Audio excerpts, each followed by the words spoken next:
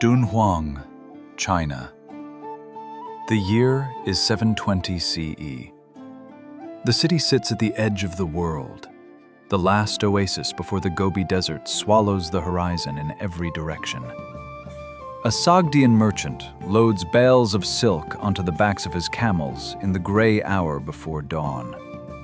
He is not thinking about history. He is thinking about water. How many bladders can he carry? How many days until the next oasis? Whether the well at the next garrison is still clean. He writes a letter to his family, sealing it in leather. He knows it may never arrive. 40 days of desert lay ahead of him. He would pass through landscapes so hostile that the ancient name for the great desert at the road's heart, the Taklamakan, was said to mean, "You go in, you don't come out." There were bandits in the shadow zones between cities.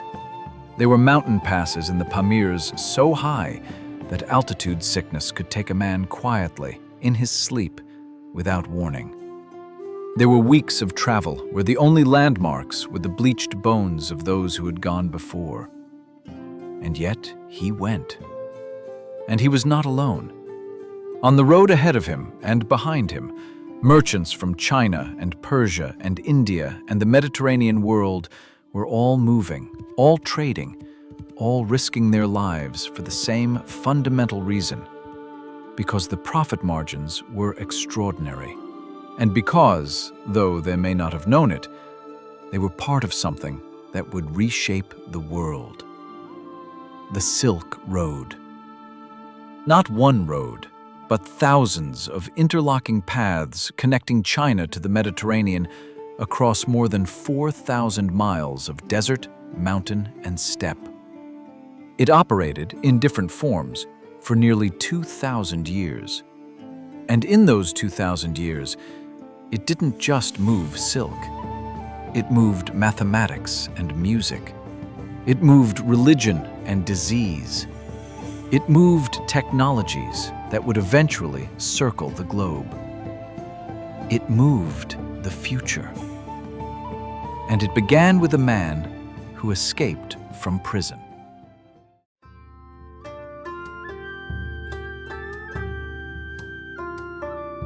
The year is 138 BCE. China's Han dynasty is in trouble. To the north, the Xiongnu, a confederation of nomadic warriors who appeared and vanished from the steppe like smoke, are raiding the frontier relentlessly. They are faster than China's armies, more mobile, and contemptuous of the settled civilization to their south. Emperor Wu has tried bribes. He has tried walls. He has sent his own daughters to Xiongnu chiefs as political wives. None of it works. His generals propose a new strategy. Somewhere to the west, beyond Xiongnu territory, lives a people called the Yuezhi, nomads who were themselves defeated by the Xiongnu decades earlier. Their king was killed. His skull was made into a drinking cup. They have reason to want revenge. If China could reach the Yuezhi and forge an alliance, the Xiongnu could be attacked from two directions at once. Emperor Wu needs a volunteer. He chooses Zhang Qian, a minor court official whose only qualification, by all accounts, was that he raised his hand. Zhang Qian set out with 100 men. The Xiongnu captured them almost immediately. For 10 years, Zhang Qian lived as a Xiongnu prisoner. He was not abused, he was absorbed. He married a Xiongnu woman. He had children. He learned the language of the steppe, the rhythms of nomadic life, the geography of lands no Han Chinese had ever mapped. And he waited. When he finally escaped, he didn't turn back for China. He pressed on westward, carrying an emperor's diplomatic seal and a decade of accumulated knowledge about the world beyond China's borders. He found the Yuezhi. After months of travel through kingdoms and deserts that no Chinese map had ever imagined, through Fergana with its magnificent tall horses, through Bactria, where the ghostly architecture of Alexander the Great's passage still stood from 3 centuries before. He found the Yuezhi, and they weren't interested. They had settled, found new land, new prosperity. The old grievance against the Xiongnu had cooled over a generation. No alliance was coming. Jiang Qian turned back east. He was captured by the Xiongnu again on the return journey and held for another year before escaping. He arrived in Chang'an 13 years after he had left. Of the 100 men who had set out with him, 13 remained. Emperor Wu could have called it a failure. Instead, he read Jiang Qian's reports with growing excitement. Not the diplomatic failure, but the geography. Jiang Qian had seen kingdoms China had never known. He had seen extraordinary horses in Fergana, tall, powerful, fast. The heavenly horses that Chinese emperors dreamed of. And crucially, everywhere he went, the Western kingdoms had wanted Chinese silk. More than anything, he showed them. Emperor Wu launched military expeditions to secure the western routes. He built garrison towns along the corridor leading west. He extended the Great Wall, not just as a barrier, but as a spine of supply depots and watchtowers to protect the road. What had begun as a failed military mission became the founding act of the greatest trade network the ancient world had ever seen. The Silk Road was not invented by a visionary. It was not planned by merchants. It was assembled from the wreckage of a failed diplomatic mission by an emperor who recognized, in the ruins of a bad strategy, the outline of something far more valuable: a path to the world.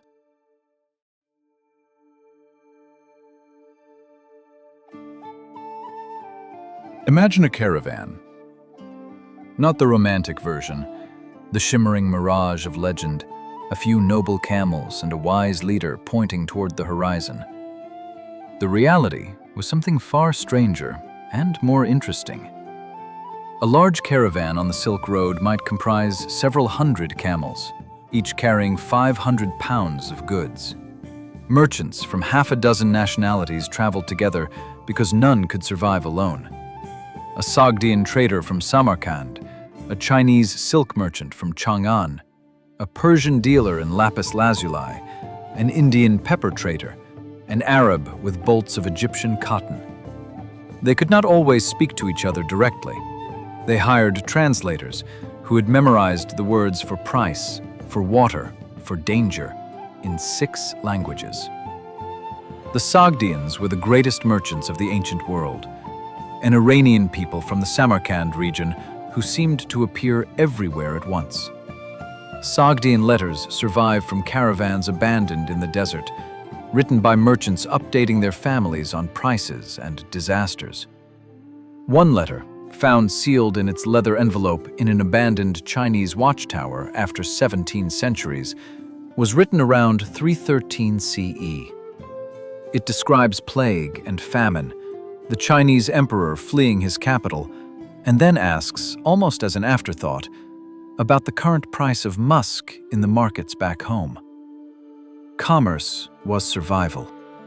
Even in catastrophe, you checked the markets. The oasis cities that sustained the caravans were extraordinary places. Dunhuang, at the western edge of the Heshi corridor, had grown up around natural springs. Without water, there was no city, no road, no civilization. The Mogao caves nearby held 1,000 years of Buddhist artwork carved into sandstone cliffs, much of it commissioned by merchants paying their debts to the faith that had sustained them on the journey. Kashgar, at the great junction where the roads split north and south around the Taklamakan, was a permanent market city where goods changed hands without ever completing the full crossing. And Samarkand, the city conquered by Alexander the Great, by Genghis Khan, by Timur, leveled and rebuilt a dozen times, always came back. Because Samarkand sat at the crossroads of everything. Its blue tile minarets and grand bazaars were where Indian spice met Chinese silk, met Roman glass, met Persian poetry. What did the caravans carry? The list reads like a treasure inventory. Silk, yes, the premium export, a fabric so fine it could be pulled through a ring. But also pepper and cinnamon from India, lapis lazuli from the mountains of Afghanistan, glass from the workshops of Rome and Alexandria, tea, paper, porcelain, iron, bronze, horses, and people. Pilgrims, monks, ambassadors, musicians, refugees. Scholars carrying manuscripts that would cross a continent before being read. The dangers were relentless. The Taklamakan earned its terrible name.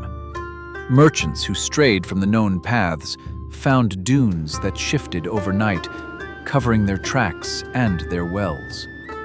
The Pamir Mountains, the roof of the world, rose to altitudes where altitude sickness could take men who had survived everything the desert offered.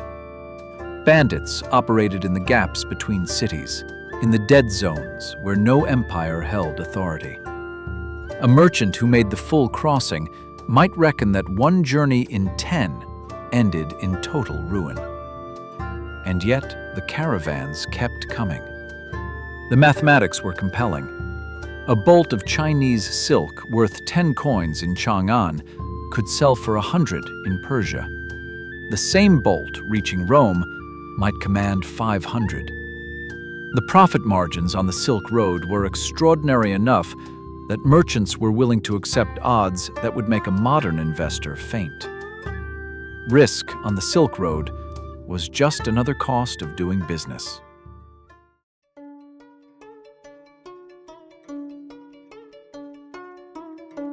But what really moved along those roads wasn't silk. The merchants who risked their lives crossing the Taklamakan were carrying something far more consequential than luxury goods. They were carrying ideas. And the most profound idea of the first millennium was Buddhism. Buddhism began in India, but it did not stay there. It traveled the Silk Road in the company of merchants, and the relationship was deeply symbiotic. Merchants funded monasteries and temples along the routes as a form of insurance.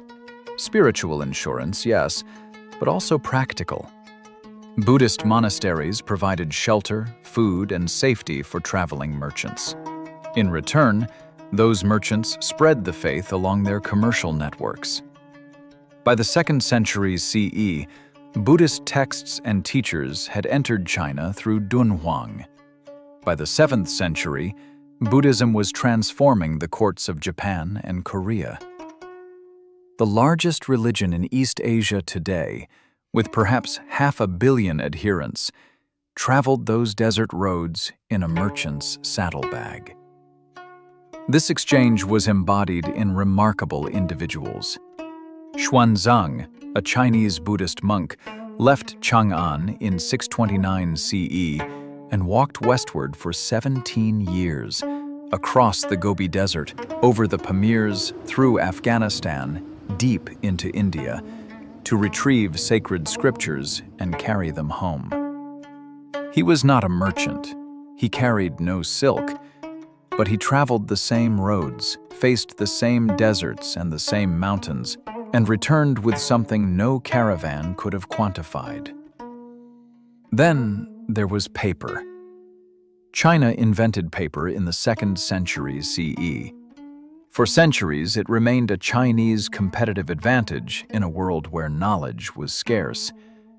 But paper traveled west as all things traveled west, through trade, through merchants, through the occasional prisoner of war who knew the craft. By the 8th century, papermaking had reached the Islamic world. By the 12th century, Europe. Before paper, knowledge was imprisoned in parchment, expensive enough that monks scraped manuscripts clean and wrote over them rather than acquire a new sheet. After paper, knowledge became cheap. The printing press that Gutenberg invented in 1440 was not a standalone invention. It was the culmination of technologies that had been traveling the Silk Road for centuries. And mathematics. The concept of zero, perhaps the most revolutionary idea in human history, was an Indian invention that traveled westward through Central Asia. Arab scholars in Baghdad's House of Wisdom wove Indian mathematics together with Greek logic and Persian astronomical observation to create algebra. The word itself, algebra, comes from the Arabic al-jabr. The numeral system you use every day arrived in Europe through Arab intermediaries who received it from India along these desert routes. The exchange moved in every direction simultaneously. Chinese silk weavers incorporated Persian motifs, winged horses, Zoroastrian fire symbols into their patterns without ever meeting the Persian craftsmen who originated them. Byzantine weavers borrowed Sassanid designs. The Persian rabab became the Arab oud, became the European lute, became, 5 centuries later, the guitar. Music, mathematics, faith, technology, all traveling, all transforming, all producing new things that none of their constituent cultures had imagined alone. The Silk Road was not a pipeline moving goods from one fixed point to another. It was a laboratory. A 2,000-mile-long, 2,000-year-long experiment in what happens when human civilizations collide and collaborate. And what happens, the evidence suggests, is that something new is made. Something better than what any of the parts could have produced in isolation.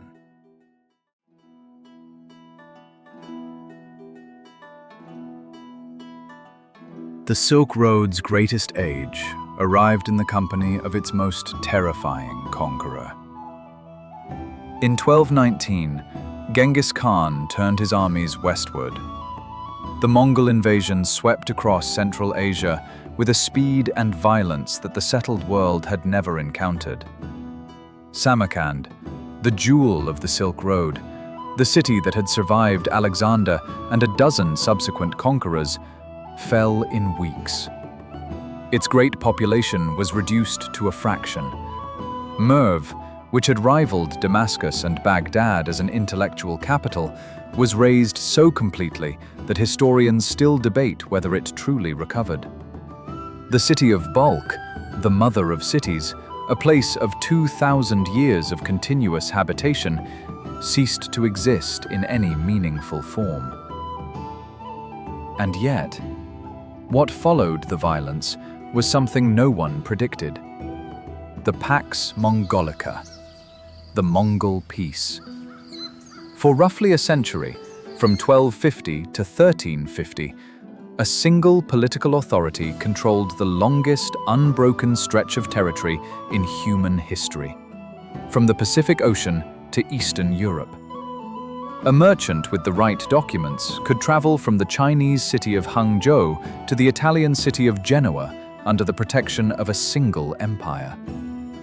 The Mongols were brutal conquerors and, it turned out, enlightened administrators of trade. They built post-road relay systems across their empire, standardized weights and measures, and provided the armed protection that Silk Road merchants had always needed, but rarely had. Marco Polo made that journey, traveling from Venice to Kublai Khan's China between 1271 and 1295. His accounts of cities of marble, paper money, and coal burning in furnaces seemed so extraordinary that his contemporaries assumed he was lying. He wasn't. But the very efficiency the Mongols had created, the safe roads, the bustling caravans, the seamless interconnectedness stretching from China to the Mediterranean, had become the perfect conduit for catastrophe. Then came the rats. The Black Death, bubonic plague, most likely originated in Central Asia in the 1330s. It was carried by fleas living on rats that traveled in the grain sacks of merchant caravans. The same infrastructure that had carried Buddhism and mathematics and music now carried death with equal efficiency. By 1347, the plague had reached Constantinople and the ports of the Mediterranean. By 1353, it had killed between a third and a half of Europe's entire population. Tens of millions of people. In 6 years. It was the greatest demographic catastrophe in human history. The Mongol Empire had already been fragmenting, splitting into rival khanates, torn apart by succession conflicts and the slow absorption of conquerors into the cultures they had overrun. The Black Death finished what political division had started. By the mid-14th century, the network of roads, relay stations, caravanserais, and protected commercial routes that had sustained Eurasian trade for centuries was broken. And then, in 1453, the Ottoman Empire conquered Constantinople. The city had been the western terminus of the Silk Road for nearly 1,000 years, the point where the goods of Asia entered the Mediterranean world. The Ottomans imposed tariffs and restrictions so severe that overland trade became economically unviable. European merchants, cut off from their eastern suppliers, began looking for another way to reach the riches of the East. A Portuguese navigator named Vasco da Gama found it in 1498. Around Africa, by sea. Ships could carry more cargo than any caravan.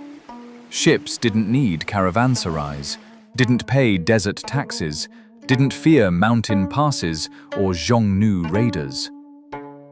Within a generation, the economics of the Silk Road had been made obsolete by the economics of the ocean. The greatest overland trade network in human history.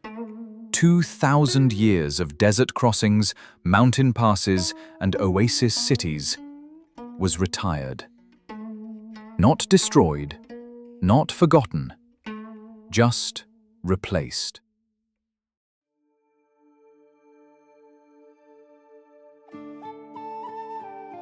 There is a Sogdian letter in a museum in London. It was written around 313 CE and found sealed in its leather envelope in an abandoned Chinese watchtower on the edge of the Gobi Desert after 17 centuries of silence. The merchant who wrote it describes disasters, plague, famine, the collapse of the commercial world he depended on. He describes the Chinese emperor fleeing his capital, and then, almost as an afterthought, he asks about the price of musk in the markets at home. He was not thinking about history. He was thinking about survival, about profit, about the next crossing. He was doing what merchants on the Silk Road had always done, calculating the odds, accepting the risks, and moving forward. The Silk Road is gone, has been gone for 600 years, and yet you are living inside its legacy. The mathematics you use, the paper you write on, the music built on instruments that traveled those deserts, the religions that hundreds of millions of people hold dear, the technologies that enabled the age of exploration, astronomical knowledge, mathematical advances, were themselves assembled from the Great Exchange. History is not a story about great men and decisive moments. It is a story about networks, about the human refusal to accept any horizon as final, about the astonishing, recurring discovery that every stranger on the other side of the desert has something worth knowing, and that the profit of learning it outweighs any danger in the crossing. Zhang Qian walked west looking for a military alliance and came home with a world. Every caravan that followed him, Every merchant who loaded silk onto a camel in the grey hour before dawn and walked into the desert added another thread to the same weaving.